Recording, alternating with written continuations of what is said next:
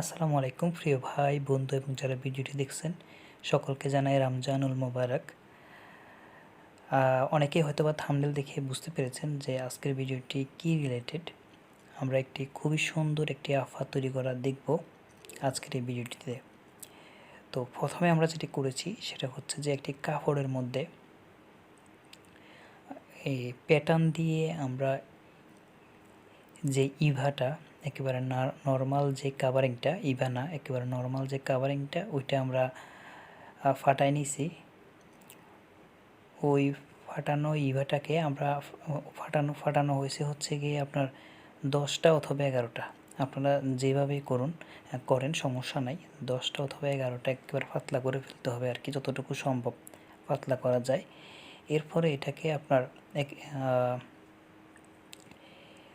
কাপড়ের মধ্যে সলিউশন আঠাটা লাগানোর পরে আপনারা যেটি করবেন এইভাবে আপনারা বসাবেন। তো এর জন্য অবশ্যই যেটি করতে হবে ইভাটার মধ্যে অর্থাৎ কাভারিংটার মধ্যে আপনার আঠা লাগিয়ে নিতে হবে এবং যেই কাপড়টা দেখছেন সেটার মধ্যেও সলিউশন আঠা লাগাতে হবে।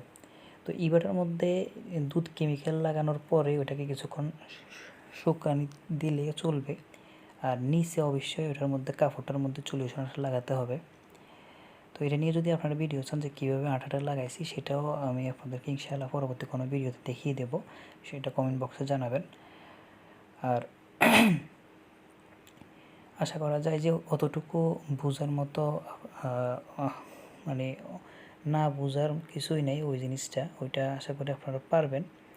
ওটা সহজ একটা বিষয়। আপনারা আঠা লাগিয়ে নেবেন নিচেরটার মধ্যে সলিউশন এবং উপরগুলোর মধ্যে দুধ কেমিক্যাল অথবা সলিউশন, যেটাই আপনাদের জন্য ভালো হয়। তবে দুধ কেমিক্যালটা লাগালে একটু খরচটা কম পড়ে আর কি।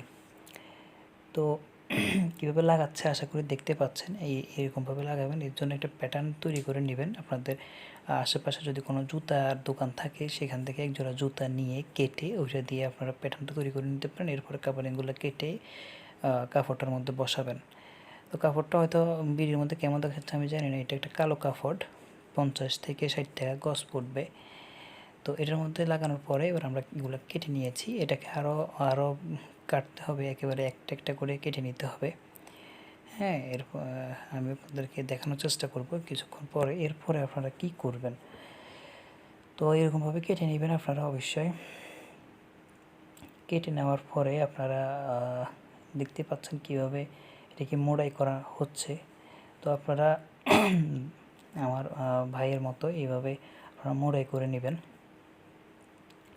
আমি চেষ্টা করব আপনাদেরকে স্লো মোশনে দেখানোর জন্য। আপনারা এই কাজটার দিকে একটু লক্ষ্য রাখেন, আশা করি বুঝতে পারবেন যে কীভাবে এটা মোড়াই করা হচ্ছে। এই যে আমি স্লো মোশনে দেখাচ্ছি আপনাদের বোঝার সুবিধার্থে। তো আপনারা ভিডিওটি দেখতে থাকুন, আমি পাশাপাশি কিছু কথা বলি। আসলে মনে হলো যে কথাগুলো বলা খুবই দরকার। এতদিন আমি এই বিষয়ে বলি নাই এমনটা না, তবে যেগুলোই বলেছি আজকের মতো করে বলি নাই আর কি। তো চেষ্টা করবো আপনাদেরকে কিছু কথা বলার জন্য। অনেকেই এই কারখানাটা দিয়েছেন বিভিন্ন জায়গা থেকে মেশিনারি সংগ্রহ করে, কারখানার উদ্যোক্তা হওয়ার যে বাসনা ওইটি লালন করছেন মনে। এরপরে বুদ্ধি পরামর্শ নিয়ে অনেকেই শুরু করছেন। সবাই যে অসফল হয়েছেন এমনটি না, অনেকেই আলহামদুলিল্লাহ সফল হয়েছেন। কিন্তু কিছু সংখ্যক বা সংখ্যাগুরু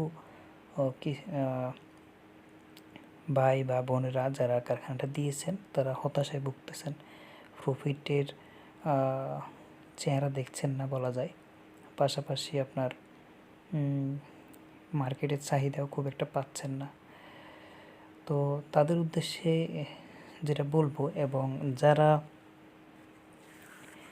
যারা নতুন মানে শুরু করবেন ভাবছেন তাদের উদ্দেশ্যে যেটা বলবো সেটা হচ্ছে যে আপনারা যেখান থেকে কাজটা শিখেন সেটা হচ্ছে যে চেষ্টা করবেন যে যাতে করে কয়েকটা বিষয় শিখাই দেয়। যাদেরকে শুধুমাত্র জোড়া ফাইবার যেগুলা 450 টাকা, 470 টাকা, 430 টাকা যে ফাইবারগুলা, ওই ফাইবারগুলো কেটে যে জুতাগুলো তৈরি করা শিখায়, ওইটা যদি শুধু শিখায় তাহলে সেখানে শেখার দরকার নাই, আপনারা অন্য কোথাও দেখেন বা ওনার কাছ থেকে বলেন যে ওদেরকে আরও বাড়তি কিছু শিখান। শুধু ওই জিনিসটা দিয়ে এখন মার্কেটে টিকে থাকাটা অনেক কষ্ট। হয়তো একটা সময় ছিল যে ওইভাবেই মার্কেটে টিকে থাকা যেত, কিন্তু বর্তমান সময়ে ওইভাবে শুধু ওই কাজটা শিখে মার্কেটে টিকে থাকা তো অনেকটা কষ্টের। তো অবশ্যই যেখানে কাজটা শিখেন এই জিনিসটা কনফার্ম হবেন যে কী কী শিখাবে আপনাকে। অবশ্যই চেষ্টা করবেন স্ক্রিন প্রিন্টিংটা শিখতে। তারপরে আফারের মধ্যে বিভিন্ন আফার আছে, হ্যাঁ আমি ভিডিওতে দেখানোর চেষ্টা করছি যেগুলা। তারপরে ফিলে আফার, ওই যে এখন যে নাক্কা লাগাচ্ছে এটা হচ্ছে ফিলে আফার এইটা। এছাড়া আরও বিভিন্ন, এটা সুইট রেক্সিনের তৈরি। এছাড়া আরও বিভিন্ন আফার, আরও বিভিন্ন স্টাইলে আফার তৈরি করা হয়। ফাইবারের অনেকগুলো ডিজাইন করা যায়, ওইসব ডিজাইনিং ফাইবার কীভাবে তৈরি করতে হয়, ক্যাঙ্গারু হোক, কিন্তু এর মধ্যে আপনারা ব্যতিক্রম কিছু করেন, নতুন কিছু করেন, তাহলে মার্কেটে টিকে থাকাটা বা মার্কেটে অবস্থান তৈরি করে নেওয়াটা খুবই সহজ হবে। তবে পুরাতন যারা সবাই যে জিনিসটা করছে আপনি যদি একইটাই করেন, আপনি মার্কেট ধরতে অনেক কষ্ট হয়ে যাবে। তো তো অবশ্যই যে কাজটা শিখেন, অর্থাৎ ক্যাঙ্গারুর যদি কারখানা দিতে চান, সেক্ষেত্রে আমি বলছি না যে মানে যারা ব্যবসা করতেছে, যারা মেশিনারিজ বিক্রি করতেছে, তাদেরকে আমি বলছি না যে আপনারা টাকা ক্ষেত্রে কম রাখেন, আমি এটা বলতেছি না। অনেকে অনেকভাবে ব্যবসা করতেছে, বেশি কম প্রফিট করতেছে, কিন্তু প্রফিটের বিনিময়ে, ব্যবসার বিনিময়ে, টাকার বিনিময়ে ভালো কিছু দেন, ভালো কিছু শিখান, বা হচ্ছে গিয়ে আপনার যে কি বলে স্ক্রিন প্রিন্টিংটা শিখান, তারপরে আফার তৈরি আরও বিভিন্ন কয়েকটা মডেলের আফার তৈরিটা শিখান, তারপর ফাইবার ডিজাইনিংটা শিখান, ফাইবারের মধ্যে বিভিন্ন ডাইসের কারসাজি আছে ওগুলো শিখান, বিট বসানোটা শিখান, তারপরে খরচটা কীভাবে বাড়ানো যায়, কীভাবে কমানো যায়, কীভাবে জুতার টেকসইটা বাড়বে, এইসব বিষয়গুলো শিখান। আমি বর্তমানে কাজটা শিখাচ্ছি না, হয়তো আগামী 2-3 মাসেও শিখাবো না, কোরবানি ঈদ পর্যন্ত। বর্তমানে আমার প্রোডাকশন লেভেলটা অনেক বেশি, যার কারণে ওই সুযোগটা আমার কাছে নেই।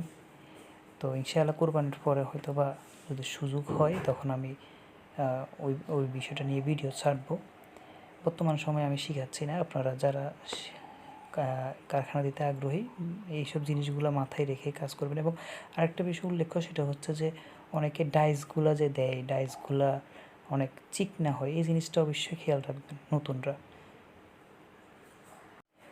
নতুনরা অবশ্যই এই জিনিসটা খেয়াল রাখবেন, কারণ হচ্ছে কি এই জায়গায় এসে যত রকম সমস্যা ফেস করতে হয়। আমি এমন অনেকজনকে দেখেছি যে প্রথম অবস্থায় একটি ইনভেস্টমেন্ট নিয়ে এসেছে, ধরুন 50,000 টাকা, হ্যাঁ এটা হচ্ছে শুধুমাত্র মেশিনারিজের জন্য, পাশাপাশি কী করছে 20-30,000 টাকার কাঁচামাল নিয়ে গেছে। কিন্তু দেখা গেছে যে ওই কাঁচামালটা যে ডাইসটা দিয়ে তৈরি করছে, যে মেশিনারিজ দিয়ে তৈরি করছে, তৈরি করার পর ওইটা মার্কেটে চলতেছে না, সবাই বলতেছে যে আপনার ডাইসে সমস্যা। এখন ওই মালগুলো বিক্রি করতে না পারার কারণে যে একটা হতাশা বা আনুষঙ্গিক খরচের কারণে খরচটা হইতেছে, কিন্তু ওই প্রফিটটা অর্জন করতে পারতেছে না, মালটা সেল করতে পারতেছে না, অনেক সস্তায় দিয়ে দিতে হইতেছে। তো তখন আর নতুন করে 8-10,000 টাকা ইনভেস্ট করে ওই ডাইসটা নতুন করে কিনার মানসিকতা অনেকের জন্মায় না। তো সেক্ষেত্রে আমি বলবো যে সবাই মেশিনারিজ নেওয়ার ক্ষেত্রে ডাইসের বিষয়টা অবশ্যই মাথায় রেখে ভালো করে দেখে শুনে বুঝে নেবেন ডাইসগুলো। কারণ ডাইসগুলো আমি বলবো না যে কাটে না, ডাইসগুলো দিয়ে ওইটা আমি বলবো না। আমি বলতে চাচ্ছি যে শেফটা, ক্যাঙ্গারু, বাবর, এফএক্স, অনেক ভালো ভালো শেফ আছে, লোট্টো, এইসব ওইসব প্যাটার্নের, ওইসব শেফের ডাইসগুলো অবশ্যই চেষ্টা করবেন সংগ্রহ করার জন্য। তো ভালো থাকবেন, অনেক কথাই বললাম। আসসালামু আলাইকুম।